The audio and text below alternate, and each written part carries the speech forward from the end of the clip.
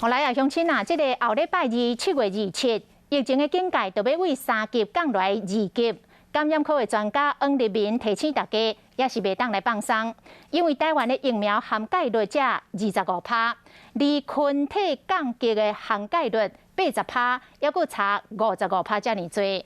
就算疫苗的强化稳定，但是要达到群体免疫，爱佫至少2-3个月注射的时间。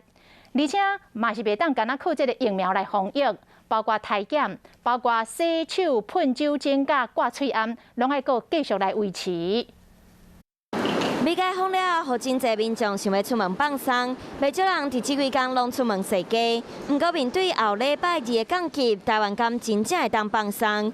台大感染科医生黄立民讲，全台距离群体免疫的疫苗注射率80%，即嘛敢若25%，袂使大意。国内打的是 AZ 跟莫德纳混打，2个疫苗的保护力是不太一样的，75%到80%的人都打完2剂呢，才比较有把握是65%的人可能有保护力。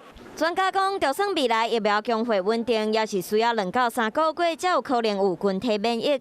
即马台湾的疫情增加本土个案自7月17日8例，到昨增加到30例，当中还有5例无关联，1例还在调查。专家认为降级无代表解封，要是袂当放松。第一个现象就是说，会不会有变种病毒潜伏在其中？第二部分则是是否阳性案例能够明确的告知检疫人员，在后续的疫调。广筛呢还是不能废除掉，病人越早找出来越好，减少他的 R 磷脂。